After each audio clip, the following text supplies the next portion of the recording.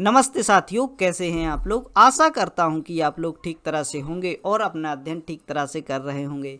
भारतीय राज्य व्यवस्था का यह 105वां व्याख्यान है और इसके अंतर्गत हम डिस्कस करेंगे रिप्रेजेंटेशन पीपल एक्ट के बारे में।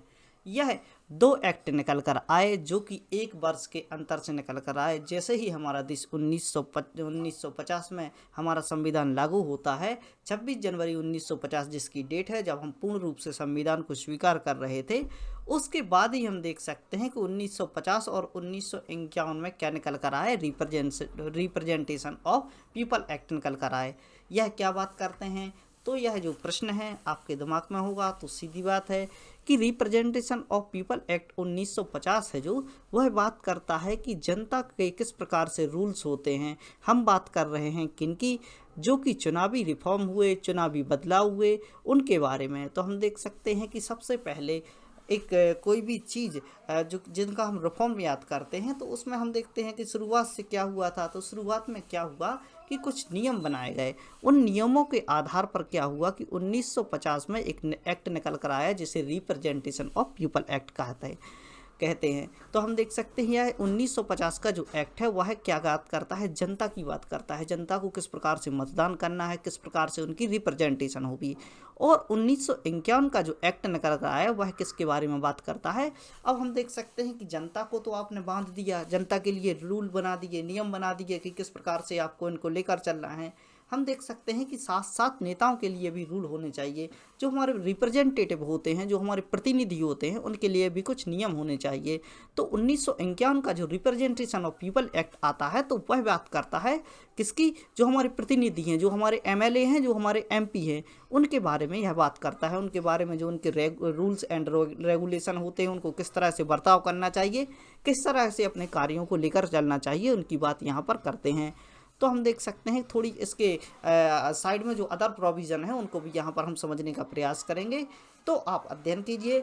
शुरू करते हैं आज का व्याख्यान। चलिए देखते हैं क्या है रिप्रेजेंटेशन ऑफ पीपल एक्ट के बारे में। हम देखें तो यह 2 एक्ट हैं, 1950 का, 1951 का। 50 के में हमने जनता की बात की, 1951 के एक्ट में हमने प्रतिनिधियों की बात की। भारत में जो चुनाव होते हैं, आप सबसे पहले इस चीज़ को समझ लीजिए कि भारत में जो चुनाव होते हैं उन्हें किन तरीक़ों से कराया जाना है, यानी इनकी प्रोसेस किस प्रकार से होगी। इन नियमों तथा प्रावधानों की बात रिप्रेजेंटेशन ऑफ पीपल एक्ट में की जाती है। यानी जनता और नेताओं दोनों की बात मिलाकर करें तो इन दोनों के बारे में जो रूल्स एंड रेगुलेशन है उनकी बात रिप्रेजेंटेशन ऑफ पीपल एक्ट में की गई। किस तरह से चुनावी प्रक्रिया होगी, किस तरह से मतदान कराया जाएगा, पर्चा भरने के लिए क्या योग्यताएं होगी, तथा इन सब में से संबंधित प्रावधानों की बात इस अधिनियम के अंतर्गत की जाती है।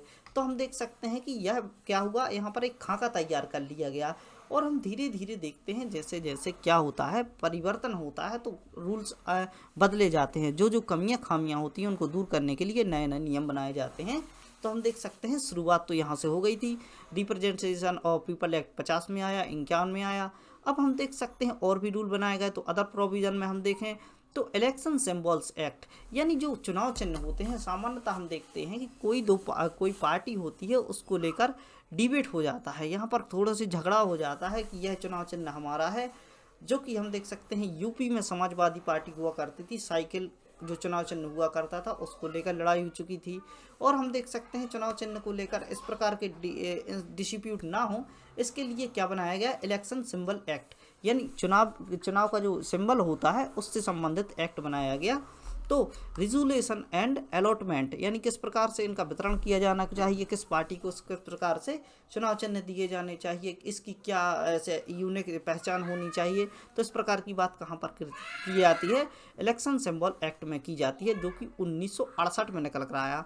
आप सीधे तौर पर देख सकते हैं कि सामान्यतः 1950 से ज़्यादा हम देखें थोड़ी सी 10-12 साल के ड्यूरेशन में तो लगातार कांग्रेस पार्टी होती है, अन्य छोटे छोटे दल भी होते हैं, तो उनको हम देख सकते हैं कि धीरे धीरे निकल कर आ रहे थे।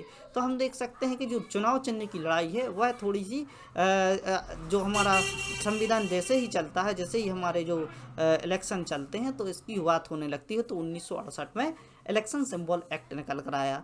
सीटों का बंटवारा, चाहे वह लोकसभा की हो या राज्यसभा की हो, इन्हीं को रिप्रेजेंटेशन ऑफ पीपल एक्ट के अनुसार किया जाता है। यानी जो एक्ट में जो नियम बनाए गए हैं उनमें सीटों का आवंटन किया जाता है और लोकसभा व राज्य विधानसभा के चुनाव को यहाँ पर कंडक्ट कराया जाता है।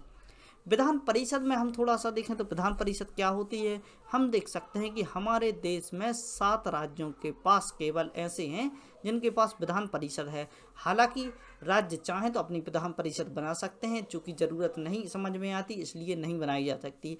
हम देख सकते हैं विधान परिषद किस प्रकार से होती है। जिस प्रकार से हमने केंद्र में राज्यसभा की रिप्रेजेंटेशन को देखा, यानी केंद्र में जिस प्रकार से 2 सदन होते हैं, उच्च सदन होता है हमारा राज्यसभा और निम्न सदन होता है हमारा लोकसभा, तो हम देख सकते हैं कि उच्च सदन की बात जिस प्रकार से केंद्र में की जाती है उसी प्रकार से विधान परिषद की बात राज्यों में की जाती है। 7 ऐसे राज्य हैं जिन्होंने विधान परिषद को स्वीकारा है। तो हम देख सकते हैं इनमें आंध्र प्रदेश, बिहार, जम्मू कश्मीर, कर्नाटक, महाराष्ट्र, तेलंगाना तथा उत्तर प्रदेश है। इनको आपको याद रखना है। सामान्यतः आपको संख्या याद रखनी है कि कितने राज्यों के पास अपनी विधान परिषद है। रिप्रेजेंटेशन ऑफ पीपल एक्ट 1950 की बात करें तो यह जनता से संबंधित चुनावी प्रावधानों की बात करता है। रिप्रेजेंटेशन ऑफ पीपल एक्ट 1951 की बात करें तो यह लोकसभा, राज्यसभा, राज्य विधानसभा, विधान परिषद के जो सदस्य होते हैं, यहाँ से जो नेता निकल कर आते हैं या जो राज्यसभा के सदस्य होते हैं, तो उनके क्या रूल्स रेगुलेशन होने चाहिए, उनके क्या कानून होने चाहिए, उनकी बात इसमें की जाती है। आगे देखते हैं। अब हम थोड़ा सा डिफरेंस यहाँ पर क्रिएट करने का प्रयास करेंगे विधानसभा और विधान परिषद में। आपको कन्फ्यूजन होती है कि विधानसभा क्या होती है, विधान परिषद क्या होती है। तो हम देख सकते हैं जिस प्रकार से हमारी विधानसभा होती है वह किसकी कॉपी होती है, लोकसभा की, और विधान परिषद कॉपी होती है किसकी, विधान परिषद कॉपी होती है राज्यसभा की। तो हम देख सकते हैं कि विधान परिषद और विधानसभा की बात के साथ साथ हम लोकसभा व राज्यसभा की भी बात करेंगे। विधान परिषद या राज्यसभा यह एक स्थायी सदन होता है। विधान परिषद की बात करें तो यह स्थायी सदन होता है। मानो ये कि यह कभी भंग नहीं होता। इसके 1/3 मेंबर होते हैं। मान लो यहाँ पर क्या हो गया कि 100 मेंबर लेके चलें तो इसके 1/3 कितना हुआ, लगभग आपका 33%। तो 33% जो सदस्य होते हैं बार बार क्या होता है, इनके चुनाव होते हैं। यानी 33% इन सदस्यों के 4 साल में चुनाव हो गए, इसके बाद 4 साल के बाद फिर 33% सदस्यों के चुनाव होंगे। तो इस तरह से यह जो सदन है वह स्थायी बना रहता है। और यहीं हम लोकसभा की बात करें तो लोकसभा में क्या होता है कि 5 वर्ष होने पर संपूर्ण सरकार गिर जाती है और नई सरकार बन के सामने आती है। आप सोच रहे होंगे कि कई बार ऐसा होता है कि 15 साल तक एक ही प्रकार की सरकार चली, जैसे कि जवाहरलाल नेहरू जी के समय चली आ रही थी। इसी प्रकार के प्रावधान इस प्रकार अभी वर्तमान में देखे गए कि नरेंद्र मोदी जी की सरकार वह तो 10 वर्ष तक चल चुकी है और उससे ज़्यादा भी समय हो चुका है।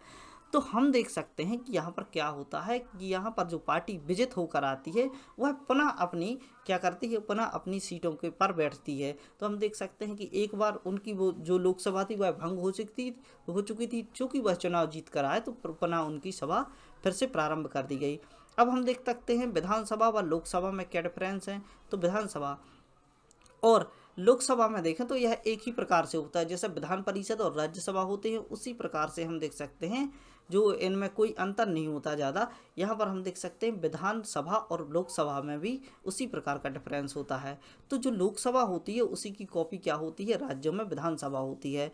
यहाँ पर विधायकों और सांसदों के बारे में बात की जाती है। विधायकों की बात राज्य के स्तर पर की जाती है, सांसदों की बात केंद्रीय स्तर पर की जाती है। यहाँ पर राजनीतिक दल व प्रतिनिधियों से संबंधित प्रावधानों की चर्चा की जाती है। तो हम देख सकते हैं जो राजनीतिक दल होते हैं वह इनके प्रतिनिधि होते हैं, उनके संबंधित प्रावधानों की बात कहाँ पर की जाती है, विधानसभा व लोकसभा में की जाती है।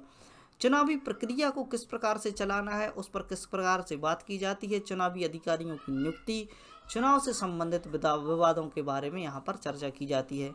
किस प्रकार से चुनावी प्रक्रिया को चलाया जाना है उसकी बात की जाएगी। चुनावी अधिकारी क्या होने चाहिए उनकी बात यहाँ पर की जाएगी लोकसभा व विधानसभा के लिए। चूँकि हम देख सकते हैं यहाँ डायरेक्टली यहाँ पर इलेक्शन कराए जाते हैं और सरकार बार बार गिरती है। तो हम देख सकते हैं कि चुनाव तो वहाँ पर भी राज्यसभा व विधान परिषद में भी कराए जाते हैं, तो कि वहाँ स्थायी सदन है तो यहाँ पर 1/3 मेंबर बार बार चुन के आते हैं। चुनाव से संबंधित अन्य नियम के बारे में हम समझे तो election rule 1960, conduct of election rule 1961, जो कि बार बार प्रावधान निकल कर आए जो कि संसद तथा राज्य विधानसभा की बात करते हैं। तो यहाँ पर हम देख सकते हैं साइमल्टेनियस मेंबरशिप रूल 1950 निकल कर आया, यह भी यहाँ पर बात करता है। मेंबर्स ऑफ लोकसभा, यानी जो लोकसभा के मेंबर होते हैं यानी एमपी के लिए 1985 में तो यह रूल निकल कर आया। इनकी disqualification on ground defection rule 1985, यहाँ पर 1985 में यह रूल निकल कर आया। इसके माध्यम इसमें देखा गया कि किस प्रकार से हम जो लोकसभा मेंबर हैं उनको डिस्क्वालीफाई कर सकते हैं। Presidential and vice presidential election rule 1974 में निकल कर आया। मेंबर्स ऑफ लोकसभा रूल 2004 में। डिक्लेरेशन और एसेट्स एंड लाइबिलिटीज़ के बारे में भी यहाँ पर बात की गई। Members of the Rajya Sabha rule and D acceleration of assets and liability की बात यहाँ पर की गई। तो हम देख सकते हैं यह सब नियम बार बार आते रहे और यहाँ पर हम देख सकते हैं चुनावी सुधार किए गए। इलेक्शन सिंबल के बारे में हम बात करें, जो कि चुनाव चिन्ह होते हैं, उसके लिए ऑर्डर निकल कर आया 1968 में। यह ऑर्डर पार्टी को दिए जाने वाले चुनाव चिन्ह से संबंधित प्रावधानों की बात करता है। जब किसी चुनाव चिन्ह को लेकर दो पार्टियों के बीच विवाद होता है तब उसे भारतीय चुनाव आयोग द्वारा फ्रीज कर दिया जाता है। फ्रीज कर देने का अर्थ होता है कि उस चुनाव चिन्ह को फ्रीज कर दिया जाएगा। हाल ही में एक वर्तमान का उदाहरण यदि हम देखें तो महाराष्ट्र में चुनाव चिन्ह को लेकर विवाद चल रहा था। तो महाराष्ट्र में जो तीर कमान का निशान हुआ करता था वह शिवसेना का निशान हुआ करता था। इसमें हम देख सकते हैं कि परिवर्तन किए गए। उसमें जो तीर कमान का जो निशान हुआ करता था उसको फ्रीज कर लिया गया तथा इनको चुनाव चिन्ह अलग से वितरित किए गए। तो इस प्रकार से आप देख सकते हैं कि जब भी ऐसे डिस्प्यूट होते हैं तो क्या किया जाता है, उनको फ्रीज कर लिया जाता है। तो हमने बहुत सी बातें समझी रिप्रेजेंटेशन ऑफ पीपल एक्ट के बारे में। और भी अधिक जानकारियों के लिए बने रहें study right by Mani Pandey से, करते रहें अपना अध्ययन और इस प्रकार से जो टर्म्स होती हैं उनसे प्रश्न पूछ। इस लेक्चर को ऐसे बच्चों तक पहुंचाने का प्रयास करें जो इस प्रकार के अध्ययन करना चाहते हैं। तो पढ़ते रहिए, खुश रहिए। जय हिंद, भारत माता की जय। मिलते हैं आपसे अगले लेक्चर में। धन्यवाद।